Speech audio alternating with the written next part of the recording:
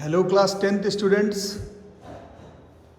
This is date 27th of May 2020 and this is your lecture 11. Science का chapter electricity का lecture 11 है, तो जिन्होंने पहला 10 लेक्चर नहीं किया उसको कर ले, क्योंकि अब ये चैप्टर जो है वो ऑलमोस्ट फिनिशिंग पर है। लास्ट टॉपिक की तरफ चले आए हैं।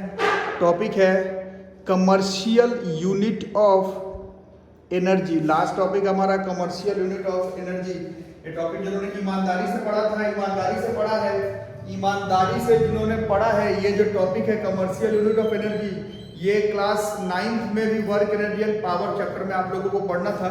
उतना ही है जितना क्लास 9th में work energy and power chapter में पढ़ा था, उतना ही है, उससे ज़्यादा नहीं है। जितना क्लास 9th में था वैसे ही निकालना है। एक बार बस हम लोग रिकॉल कर लेते हैं।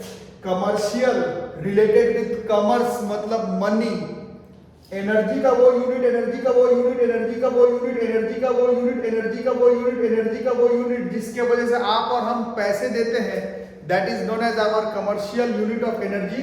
और इस चैप्टर के हिसाब से बात करें तो आपका जो मीटर बोर्ड है, आपके घर पे जो मीटर बोर्ड है, मीटर बोर्ड है, उसमें जो आपका यूनिट उठता है, यूनिट जिसका कि मंथ के एंड में आप या फिर आपके गार्जियंस पैसे पे करते हैं इलेक्ट्रिसिटी बोर्ड को, जो यूनिट उठता है वही वाला है। This is our commercial unit of energy. ये वही वाला यूनिट है जिसका रीडिंग मीटर बोर्ड में होता है, और आप और हम महीने के एंड में जो हम लोग पेमेंट करते हैं, that is our commercial unit of energy, है ना।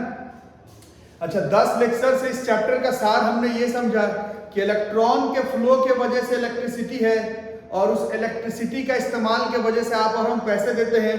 बट जो रेगुलर क्लास कर रहे हैं, इलेक्ट्रिसिटी का फ्लो के वजह से आपने कुछ काम नहीं किया। एक्चुअली में इलेक्ट्रॉन को पुश करने के लिए एक वर्क डन करना पड़ता है। उस वर्क डन ही कैपेसिटी और ability to do work is called energy, और उस एनर्जी का आप और हमको मीटर बोर्ड पे जो यूनिट उठता है उसके पैसे देने पड़ते हैं। This is commercial unit of energy. ये क्लास 9th में भी आप लोगों को पढ़ना था, बट 9th से ज्यादा इस टॉपिक को हम लोग 11th में 10th में कोरिलेट इसीलिए कर सकते हैं क्योंकि 9th में जो पावर था उसमें वोल्टेज करंट ये सब नहीं था। अब वो वोल्टेज करंट ये सब पढ़ने के बाद अब इस टॉपिक को हम लोग ज्यादा कोरिलेट कर सकते हैं। तो ऐसा ही है, पावर बराबर होता है work done by time taken. इसी में हम लोग वर्क डन बराबर पावर इनटू टाइम कर सकते हैं। और अगर कैपेसिटी और एबिलिटी टू डू वर्क को एनर्जी कह ले, तो अगर इसको अगर हम लोग इलेक्ट्रिकल एनर्जी कह ले, तो पावर भी 9th वाला work done by time taken नहीं चलेगा, पावर भी इलेक्ट्रिकल पावर हो जाएगा, जो कि पिछले 2 दिनों से आपको पढ़ाया जा रहा है, इनटू टाइम। तो यही है हमारा electrical energy. Electrical energy is electrical power into time. Electrical energy is electrical power into time. Electrical energy is electrical power into time. यही क्लास 9th में हम लोग रिलेट नहीं कर पा रहे थे, बट 11th में 10th में हमने पढ़ा। ये पावर का फॉर्मूला पिछले 2 दिनों से हम लोग पढ़ रहे हैं। VI voltage ampere, voltage current से मल्टीप्लाई करके आता है। 9th में सिर्फ याद कर ले रहे थे, 10th में हम लोग देख रहे हैं कि वोल्टेज इनटू करंट, हर इलेक्ट्रिकल एप्लायंस का पिछले 2 दिनों से पढ़ाया जा रहा है। इलेक्ट्रिक पावर फिक्स होता है, वो पावर फिक्स है गुना जितने टाइम के लिए तुमने उस बल्ब को, उस फ्रिज को, उस वॉशिंग मशीन को, टीवी को, एसी को चलाया है, दोनों को मल्टीप्लाई करने पर एक एनर्जी का यूनिट निकल जाता है। इसी को हम लोग इलेक्ट्रिकल एनर्जी कहते हैं। Electrical energy is electrical power into time. Electrical energy is electrical power into time. Electrical energy is electrical power into time.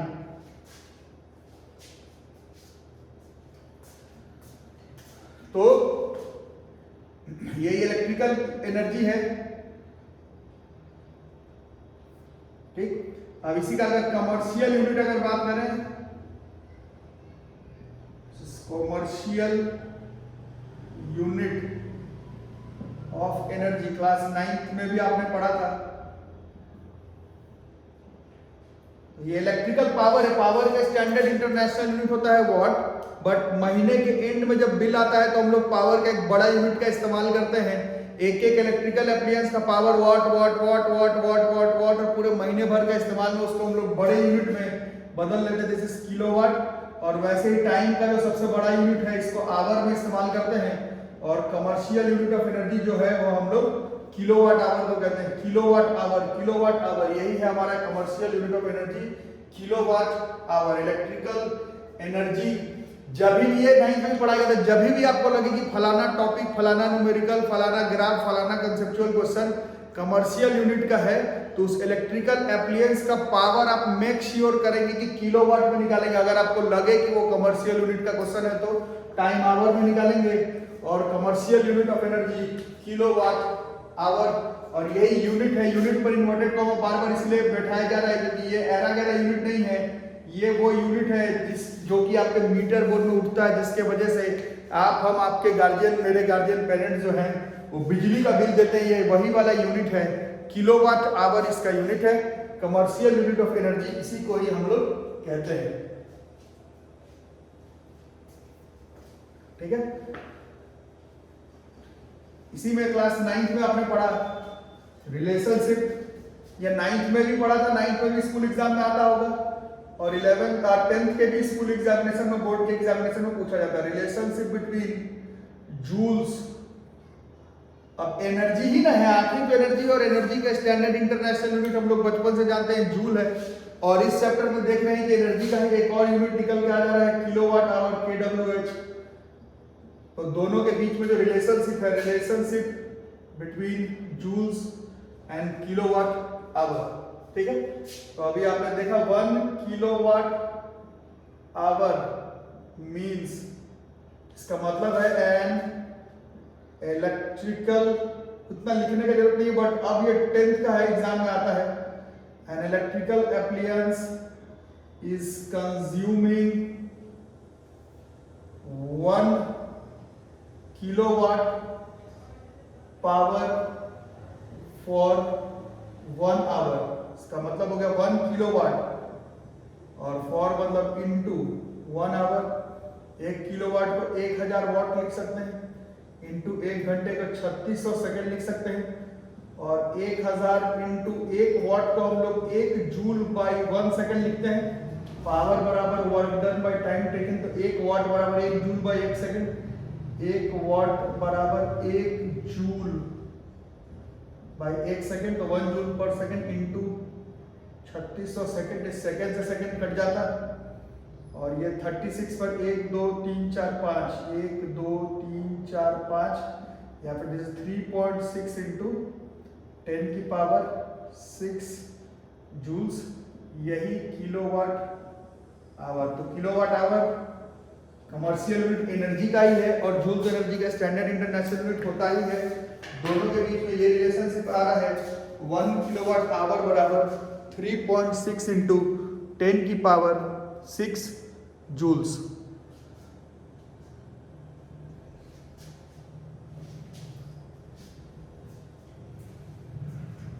One kilowatt hour means 3.6 into 10 की पावर 6 जूल्स।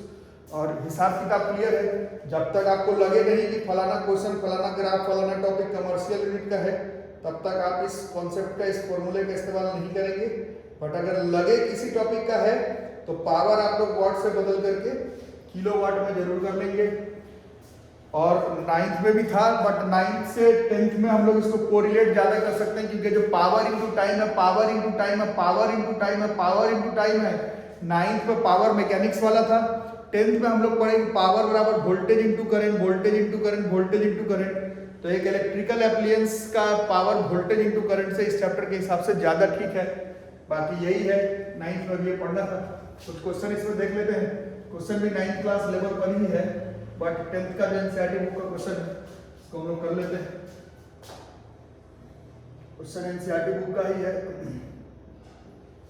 इसको अगर हम लोग करें, क्वेश्चन हम लोग लिख लें। क्वेश्चन है an electric refrigerator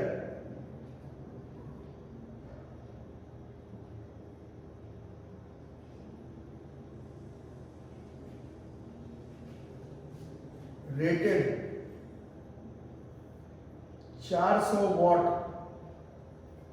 operates 8 hours in a day।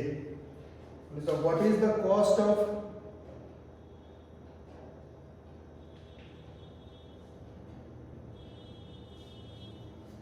energy to operate it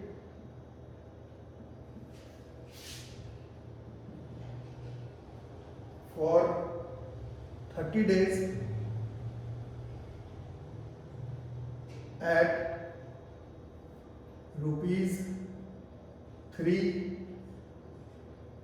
per kilowatt hour।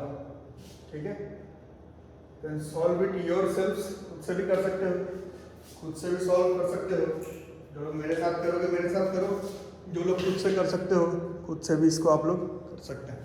तो क्या हिसाब किताब है ये पता चल गया, कमर्शियल यूनिट ऑफ एनर्जी का क्वेश्चन है। तो इसका जो पावर है 400 वाट, उसको आप किलोवाट में कन्वर्ट कर लेंगे तो this comes out to be 0.4 kilowatt. ठीक है, और टाइम है 8 आवर्स, एक दिन का। तो फॉर 30 डेज, 30 दिन के लिए टाइम जो है वो 30 गुने 8, this comes out to be 240 hours. ठीक है, time comes out to 240 hours, है ना। तो अब हम लोग electrical energy, electrical power into time. तो पावर तो हमने किलोवाट में निकाल लिया 0.4, 240, this comes out to be 96 kilowatt hour. इसी किलोवाट आवर को ही हम लोग यूनिट्स भी कहते हैं, इसी को यूनिट भी बोला जाता है। 96 यूनिट उठ रहा है। अब अकॉर्डिंग टू क्वेश्चन एक यूनिट का दाम है 3 रुपए, तो 96 यूनिट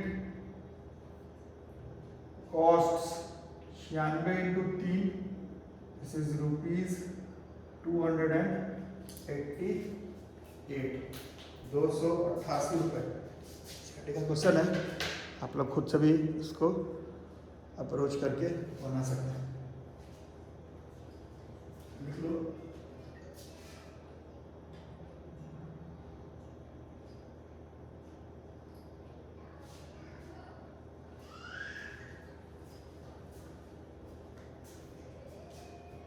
एनसीईआरटी में उसमें 2 ही क्वेश्चन दिया हुआ,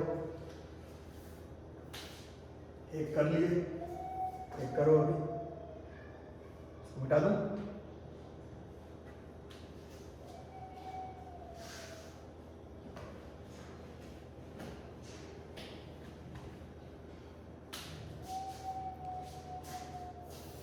नेक्स्ट एनसीईआरटी में ये क्वेश्चन दिया हुआ है, एनसीईआरटी का ही है। Which uses more energy? कौन ज्यादा एनर्जी कंज्यूम करता है? Which uses more energy? A 250 watt TV set in 1 hour और a 1200 watt toaster in 10 minutes. खुद से भी सॉल्व कर सकते हो, है ना। तो बताओ सॉल्यूशन। ये पता चल गया। पहले फॉर टीवी सेट के लिए energy is electrical energy, electrical energy बराबर electric power into time, but power को हम लोग वाट से बदल करके किलोवाट में कर देंगे। 250 वाट है तो 1000 से कर देंगे तो ये किलोवाट में आ जाएगा। और टाइम एक ही घंटे के लिए, टाइम आवर में है, तो दिस 1/4, 1/40, 0.25 kWh। तो 0.25 यूनिट उठा रहा है बोल सकते हो, या फिर इलेक्ट्रिकल एनर्जी 0.25 है इसका, है ना। ये टीवी का है। और अगर टोस्टर का देखते हैं, टोस्टर का इलेक्ट्रिकल एनर्जी बराबर electrical power into time. Electrical power 1200 है, बट ये वॉट में है तो 1000 से डिवाइड कर ले तो किलो वाट में आ जाएगा। टाइम 10 मिनट में है, इसको 1/6 मिनट को आवर में 10 मिनट बराबर 1/6 आवर्स। कंपलसरी है commercial unit of energy, commercial unit of energy, commercial unit of energy का क्वेश्चन बनाते समय पावर वॉट में, पावर वॉट में, पावर वॉट में नहीं चलेगा, किलो वाट में, और टाइम जो है वो मिनट सेकंड में नहीं आवर में बनाना होगा। ठीक है, तो 1 2 1 2 और ये 2 बार में कट गया, 2/10 है 0.2 kWh। तो किसका कमर्शियल यूनिट ऑफ एनर्जी ज्यादा हुआ? TV. Therefore TV consumes more energy इस क्वेश्चन में, क्योंकि टीवी जो है वो 1 घंटे के लिए चल रहा था और टोस्टर 10 मिनट के लिए चल रहा था, फिर भी लगभग बराबरी में पहुंच गया। बट अगर क्वेश्चन के हिसाब से देखा जाए तो टीवी सेट जो है वो 1 घंटे में 1200 वाट, टोस्टर इन 10 मिनट के कंपैरिजन से ज्यादा इलेक्ट्रिकल एनर्जी जो है कंज्यूम करता है। ठीक है, तो एनसीईआरटी में इसी टाइप का क्वेश्चन, इसी टाइप का नहीं, यही दोनों क्वेश्चन दिया हुआ है, एक एग्जाम्पल में था और एक एक्सरसाइज में था। इसको आप लोग अच्छे से कर लेंगे। ये जो चैप्टर है, ये जो चैप्टर है, अगर ऊपर से देखें तो this chapter is now done and dusted. हम लोग अब 2 क्लास लेंगे, एक में जो इसका थ्योरेटिकल पार्ट है, थ्योरेटिकल पार्ट का जो इंपॉर्टेंट क्वेश्चन है उसमें करेंगे, और एक पार्ट में एनसीईआरटी का सारा क्वेश्चन प्लस जो साइड बुक्स के जो इंपॉर्टेंट न्यूमेरिकल है, मतलब 2 से 3 क्लास और लगेगा। वैसे टॉपिक्स के हिसाब से चैप्टर खत्म हो गया। क्या क्या पढ़ना था? Charge, current, potential difference, Ohm's law, resistance, resistivity, resistance in series parallel, electrical power, heating effect of electric current and commercial unit of energy. इतना टॉपिक इस चैप्टर में पढ़ना था, आप लोग इसको कर लें। एनसीईआरटी में सिर्फ यही दोनों क्वेश्चन है, बाकी जो भी क्वेश्चंस है पहले कल के क्लास में थोड़ा थ्योरेटिकल क्वेश्चन सारा कर लेंगे, फिर परसों के क्लास में जो साइड बुक्स के जो इंपॉर्टेंट क्वेश्चंस हैं उसको हम लोग कर लेंगे। एनसीईआरटी का सारा क्वेश्चन, जिन्होंने चैनल को सब्सक्राइब करके नहीं रखा है, चैनल को सब्सक्राइब करके रख लेना, Bhaskar classes, notification bell icon add करके रखना अपना ऑन करके, और जो लोग पेमेंट कर रहे हैं ऑनलाइन मोड से, पेमेंट करने के बाद स्क्रीनशॉट मेरे व्हाट्सएप नंबर पर भेज देंगे। कुछ लोग ऑफलाइन पेमेंट कर रहे हैं तो आकर के अपना पेमेंट जो है वो जमा करते रहे, क्योंकि क्लास रेगुलर चलेगा। बाकी यूट्यूबर्स जैसा नहीं है, कभी कभी हमारा रेगुलर जैसे आपका ट्यूशन चलता था हर दिन, उसी तरह से क्लास जो है वो चलते रहेगी। ठीक है, इसको नोट कर लो। यहीं तक रहेगा आज के क्लास में, सारा टॉपिक इस चैप्टर का हो गया खत्म। ठीक है, थैंक यू।